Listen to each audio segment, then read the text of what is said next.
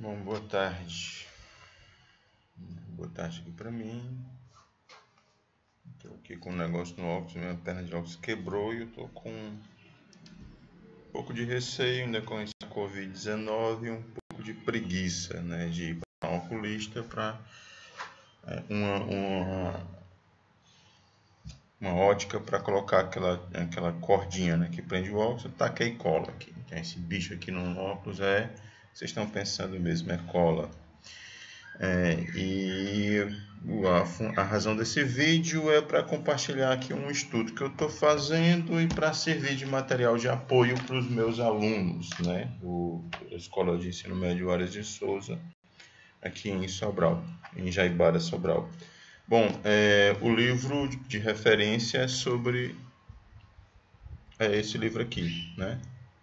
História da África, do professor José Rivan Macedo, e também pegando algumas referências desse livro aqui, da mesma editora Contexto, né? História Antiga, do Roberto Luiz Guarinello. Desse livro do Macedo, né, da História da África, eu vou pegar um reino em particular, que é o reino de Kush. Normalmente a gente negligencia alguns conteúdos relacionados à África na aula do ensino médio, não por essas questões, né, de discriminação, nada disso não. É por a questão dessa tendência, né, de ser puxado muito para os assuntos que são cobrados no vestibular, e o vestibular daqui, que a maior parte dos alunos fazem, é o vestibular da UVA, cai pouquíssimas questões relacionadas à África, né? Então, com o Enem, a cobrança sobre os conteúdos relacionados à África acabaram cobrando também, e com a lei de obrigatoriedade do ensino de África e de sociedades africanas e sociedades indígenas, acabou também colaborando para os estudos e para o ensino, né? Tornou obrigatório o ensino de África e sociedades indígenas aqui na América, e acabou colaborando também para a difusão de estudos e de especializações na área docente entre os professores, para poder ensinar a história da África. No meu caso, quando eu fiz faculdade, não existia, né? Fiz faculdade aqui na universidade da minha região, na UVA, na Universidade Estadual Vale do Acaraú, não existia a história da África. O máximo que a gente via da África é o Egito, né? E os livros didáticos reportavam isso também, né? Porque os livros didáticos abordavam sobre a África era, na verdade, a história do Egito. Vou compartilhar aqui a minha tela.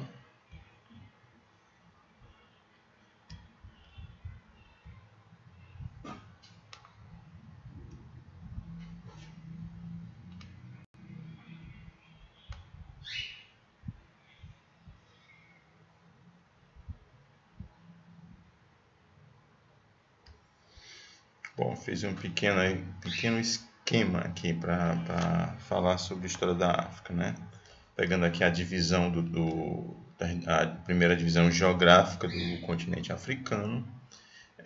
Você tem aqui a área do deserto do Saara, né? Aqui a África mediterrânea, tem esse nome por causa do mar Mediterrâneo, fica aqui faz fronteira com a parte mais oriental, mediterrânea mais oriental, até a parte mais ocidental, lá próximo da Península Ibérica, né? Isso vai marcar também uma grande influência de vários povos distintos sobre essa região costeira aqui na África. Você tem a presença muito forte da influência muçulmana na África, a partir da revolução do islamismo, né, por volta do século VII depois de Cristo. Você tem a influência grande do Império Romano, da sociedade grega. Então há uma intensa negociação, né, nesse norte, nessa área mediterrânea africana, com o Oriente e com a Europa de uma forma geral, com esses países mais orientais. Segundo o professor Guarinello, né, Norberto Luiz Guarinello, essas trocas culturais possibilitam falar de uma integração, né, mediterrânea, estudar a antiguidade a partir de uma integração mediterrânea. Por que ele faz isso? Porque havia um intenso ciclo de negociação nessa região, né, desde o período da Antiguidade, e trocas culturais. Você vê influência egípcia sobre a Grécia, a presença de gregos na região do delta do Rio Nilo, e por aí vai. Essa integração tornou-se contínua. Bom, então, além dessa área, né, do período costeiro, né, do chamado Mediterrâneo, tem a área desértica, né, do deserto do Saara, né, a área equatorial, né, a área que vai ter as florestas tropicais, né, as regiões do continente africano, e a área da savana, né, que é o que é mais conhecido, por ser a que mais passa em documentários relacionados a animais selvagens, na vida africana, essas coisas. Então, essa vai ser a divisão geográfica do continente africano. A gente vai analisar aqui, vai discutir um pouquinho só sobre um pedacinho sobre o Egito e essa região que hoje corresponde ao chamado Sudão, né? Não aparece aqui, isso aqui seria a parte da África mediterrânica, né? Chamada África do Norte ou África mediterrânica, né? Que vai lá da ponta, né? Influenciado próximo mais à Península Ibérica até próximo à região do Oriente Médio. Essa parte aqui já seria o Oriente Médio, né? Arábia Saudita, Iêmen, Kuwait, né? Jordânia seria a região do chamado Oriente Médio, né? Já não é mais o continente africano. Bom, então um mapa mais fiel seria esse pedaço aqui do continente africano, né? A África mediterrânica. E a nossa discussão vai ser sobre basicamente o Egito e aqui o Sudão, né?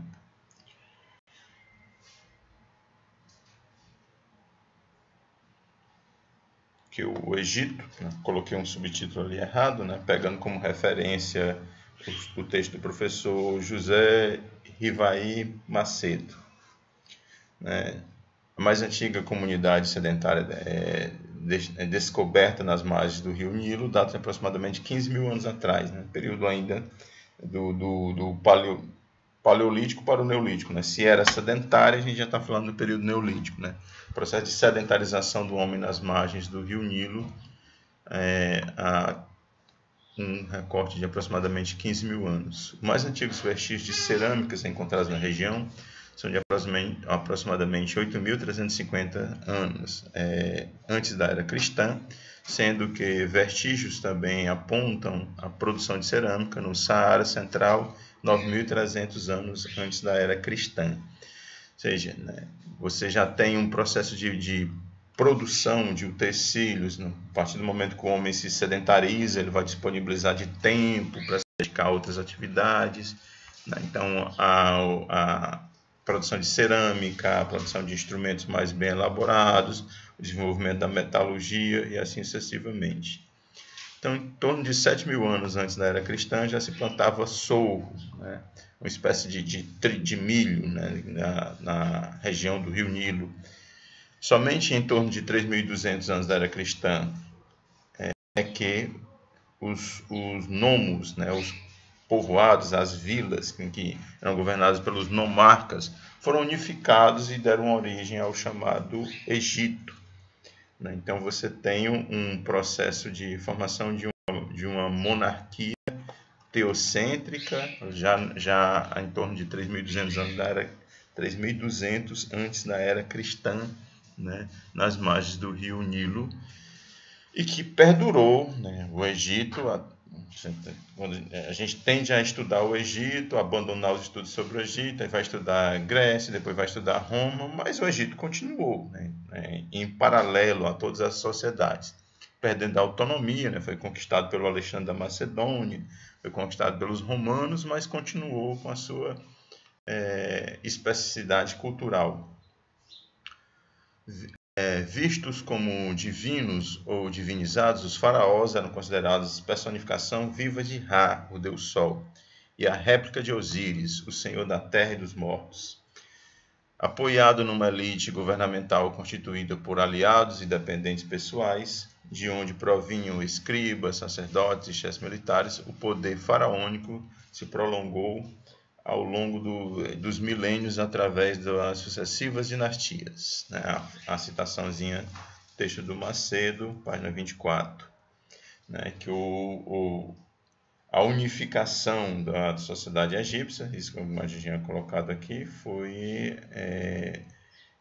encabeçada pelo faraó, né, que tinha essa função administrativa e um papel religioso, né, político e religioso muito forte. O faraó era um deus, ou alguém associado ao deus, né, a um deus egípcio. Daí porque a gente definia a sociedade egípcia como uma teocracia, ou seja, um governante que juntava as funções administrativas com as funções religiosas. Ao longo do seu extenso canal, o Nilo funciona como um corredor através do qual diferentes povos que habitavam as suas margens se relacionam. Um errozinho de digitação, né? Da floresta da savana situada à sua nascente, ele se projeta para o norte, recortando por várias cataratas e atravessa todo o território onde habitavam os povos negros da Núbia, que em contato com o Egito deram origem à mais antiga civilização negra da África, a Meroe, né? Que é o chamado Reino de Kush. Né? A civilização Meroe vai compor o chamado Reino de Kush. Então, o Nilo era um canal não só que possibilitava a exploração da água, a irrigação, a criação de animais, que possibilitou a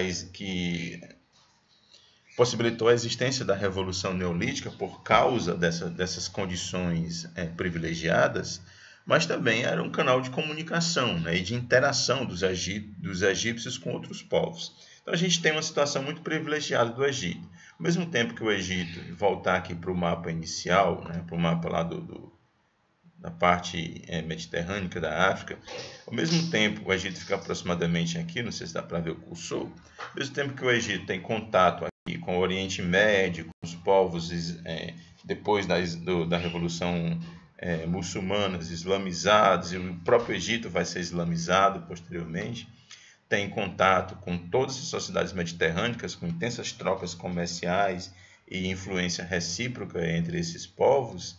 O Egito também tem contato através do percurso do rio Nilo com os povos mais ao sul, né, do continente africano. Então a influência negra, principalmente da Núbia, sobre o Egito também vai ser bastante considerável. Então é um reino cosmopolita nesse sentido, né? Toda essa região é de intensa troca cultural e o Egito tem a influência dos povos do interior do continente africano sobre o Egito também vai ser marcante. O Egito está situado na chamada África Branca, né? Eu acho o termo preconceituoso. Prefiro o termo que é mais utilizado hoje em dia, que é a África mediterrânica.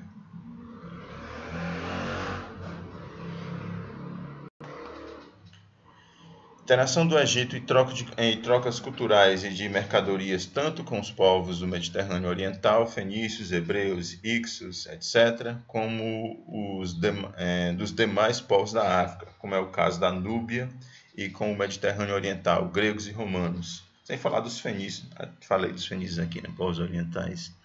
O que aponta para uma interação da região, uma interação cultural, né, da região.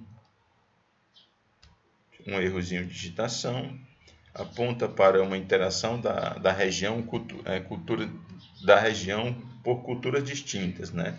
Faltou aqui o por. E aqui é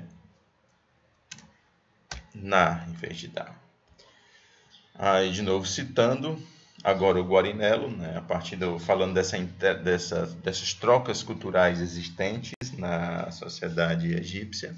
Um caso particular, né, que o Guarinello cita no livro História Antiga, Um caso particular e muito interessante é o da fundação da colônia grega de Nurcrates, Narcrates, tem um acento, né? No delta ocidental do Egito. Foi uma colônia desejada, concedida e até mesmo concebida pelo faraó Psamético, acho que a pronúncia é essa, no século 7 a.C. Por meio dela, os egípcios conseguiram ter acesso às redes de trocas que se formavam no Mediterrâneo, sem abrir suas fronteiras internas. Os povoados de Náucrates provinham dos mais diferentes, os povoadores de Náucrates, provinham dos mais diferentes origens, sobretudo da costa da Anatólia, Grécia, né? Para os egípcios, era uma maneira igualmente de obter mercadorias gregas para suas lutas contra os assírios. Então, um ponto, né, que o professor Guarino destaca é essa permissão de se estabelecer uma colônia grega nas terras egípcias, né, justamente para servir de interpório, né, para as trocas comerciais na região, nas trocas dos egípcios com produtos que vinham da Grécia e vice-versa, né? Justamente por isso a gente encontra, os arqueólogos encontram vestígios de ânforas gregas no Egito e vice-versa, produtos, né? Joias egípcias que eram comercializadas também na Grécia, que eram levados para a Grécia. Da Núbia, e agora as trocas ao contrário, né? As trocas vindas do sul, né? Dos povos do reino de Cush, né? Dos povos da Núbia, né? Sobre o Egito. Da Núbia provinha uma série de produtos apreciados em Mênfis ou Tebas, como peles de animais e temperos, mas sobretudo minerais preciosos e cativos, né? Escravos que eram comercializados, que seriam empregados como escravos em serviços domésticos e nos templos. O próprio termo Núbia deriva do nub, que significa ouro. Então, intensa troca cultural, né, entre a Núbia e o Egito, a ponto de ser tratado em diversos momentos, né, a Núbia como se fosse um pedaço do Egito. Não foi, né? O Egito chegou a dominar a região da Núbia, e o inverso também aconteceu. A Núbia chegou a dominar o Egito, né? O reino de Cush.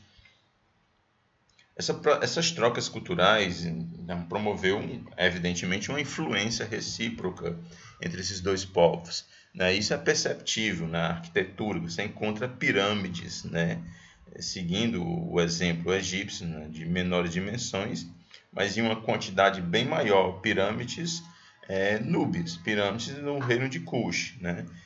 E a arquitetura também, a parte da escrita, né, do hieroglífico, né, egípcios que foram incorporados à escrita núbia, né? Então essas trocas culturais vão ser bastante marcantes. Bom, aqui é um mapa que simboliza, né, essa divisão entre o que é o Egito e o que era o reino de Cush. O Egito aqui mais ao norte, né, e Cush aqui mais ao sul, né, pegando aqui a parte sul do rio Nilo, né, haviam cataratas aqui, né, quedas d'água que separavam os dois, era uma espécie de fronteira natural entre esses dois povos, né. Em um determinado momento, o Egito conquistou a Núbia, como já citei acima, que esculturas núbias, né, que percebe-se essa influência egípcia, né, nos adornos, na cabeça, nesses saiotes que os egípcios utilizavam, e na própria metodologia artística, né, na forma como que as esculturas eram apresentadas. Que são arqueiros núbios, né, também apresenta bastante essa influência egípcia. Deixa eu tentar aumentar aqui o tamanho da imagem.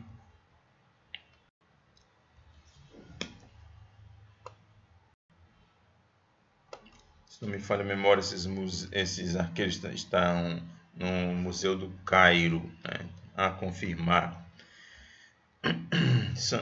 O saiote, né, o tipo de de maquiagem, né, dos arqueiros, né, o traço artístico aqui de quem fez as esculturas representam bem essa influência, dão conta dessa influência. Situado ao sul do Egito, Kush manteve não só intensa troca comercial com o Egito, bem como as duas sociedades influenciaram-se mutuamente, sendo que tanto a Núbia foi dominada pelo Egito como o contrário. O Egito dominou a região da Núbia por volta de 1530 a.C. da era cristã. Em 751, o líder guerreiro de Kush, chamado Piati, né? Piaki, não, a pronúncia não é das melhores, né? Mas eu acho que a portuguesada aqui dá certo. Tomou o Palácio Real de Tebas, inaugurando a 25ª dinastia de faraós. Pois é, então o Egito teve uma dinastia de faraós negros, né, originários de Kush, né, da Núbia, que governou o império até 664, antes da era cristã, resistindo aos ataques dos assírios. Também citação do professor Macedo. O interessante, né, sobre essa questão da Núbia, né, do reino de Kush, é o papel feminino. Você tem um papel feminino muito mais protagonista. No Egito também tinha, em comparação com as sociedades greco-romanas, você tem uma mulher muito mais participativa da sociedade do que era na sociedade grega, por exemplo, em especial em Atenas, né? Atenas era uma sociedade extremamente machista. No antigo Mali havia um duplo governo, pois a esposa do governante dispunha de um poder paralelo a ele. Em certas comunidades, como a do Segou, mesmo quando o poder era controlado pelos homens, havia 2 reis, e um deles personificava o feminino. Várias sociedades africanas tiveram formas de organização social onde o governante era escolhido por critérios matrilineares, ou seja, a sucessão ao trono era determinada pela linhagem feminina. Essa influência, né, do feminino no governo, essa importância, esse protagonismo do feminino, da mulher nos governos de uma boa parte das sociedades egípcias, só vai modificar com o processo de influência árabe, né, com o avanço muçulmano sobre o norte da África, a região do deserto do Saara, o Egito, essa região mediterrânea, bem como com a cristianização, né, com a influência cristã também sobre os povos do continente africano, tanto da África Atlântica, né, mais na costa do Oceano Atlântico, como na África Índica, porque os portugueses também atuavam, né, nessa região banhada pelo Oceano Índico no continente africano. Então, nossa conversa hoje é especificamente sobre esse grupo aí. A gente vai só discutir aqui uns pontos, né, do mapa da África, né?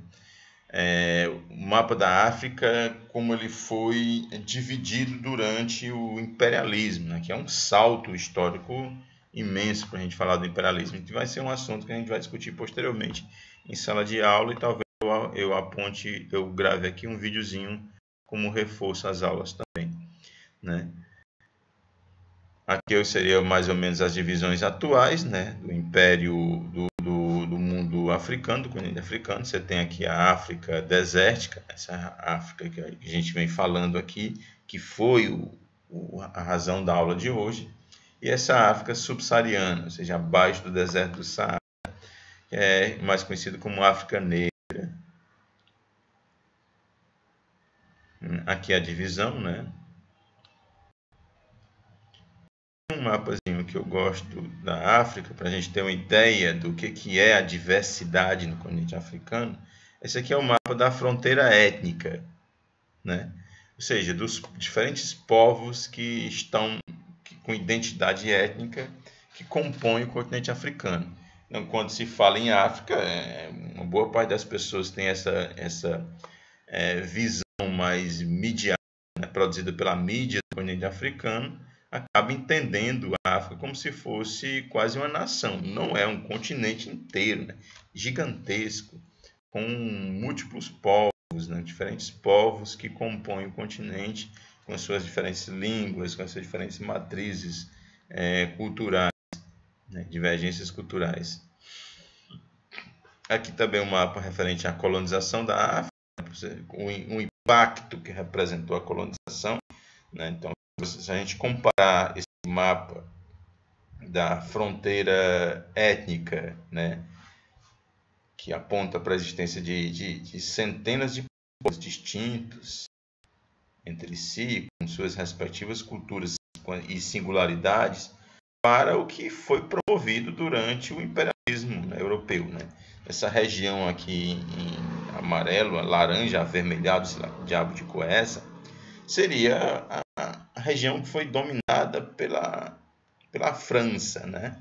Essa região aqui, verde, né, esse verde mais musgo, seria a região dominada pela Inglaterra. Então você tem aqui o Egito, o Sudão, a Uganda, o Quênia, a Nigéria, Gana, Serra Leoa, né, que foram espaços de domínio inglês, Zâmbia, Zimbábue, né, Botswana, África do Sul, entre regiões de domínio inglês também, né? Então, Madagascar também como espaço de colonização. Enfim, você tem uma divisão territorial, né, de influência da Europa sobre o continente africano a partir do finalzinho do século XIX, mas a presença europeia, né, no continente africano vai começar lá na antiguidade, né, nas invasões romanas, a guerra de Roma contra Cartago, a presença grega, né, no Egito, né, e em outras regiões da costa africana. Então, toda essa região vai ser de extrema influência europeia daqui do norte da África. A diferença é que não estavam subjugados ao domínio europeu, né? Não havia uma imposição, né, europeia sobre o continente africano, como foi a partir do imperialismo, né? A conquista europeia do continente africano, claro, contando com algumas lideranças locais, subornando as elites locais, que acabavam colaborando para esse domínio europeu no continente africano, né? As elites sempre participam desses processos de domínio de um povo sobre outra região. Não é à toa que essa elite tende a enriquecer mais, enquanto o restante do povo a empobrecer mais, né? Então a África se tornou um espaço conquistado a partir do século XIX, final do século XIX. Sendo que, como eu já falei, o contato com a Europa você tem desde a Antiguidade, se estendendo um pouquinho mais com a presença portuguesa no século XVI, né? Os portugueses vão contornar a África no século XVI para chegar até a Índia, no comércio de especiarias, e vão estabelecer interpólios comerciais aqui, espaços de troca comercial em toda a costa africana, né? E algumas regiões, mesmo após o domínio britânico e francês sobre a África, continuaram sob o domínio português, como é o caso de Angola, de Moçambique, né, Guiné-Bissau, continuaram sob o domínio português, né, na África, e não à toa, até hoje eles falam português. Bom, basicamente é isso. A gente vai encerrar aqui, né? Só de novo, para servir como material de apoio às aulas de História da Escola de Ensino Médio Ares de Souza. Então, deixa eu fechar.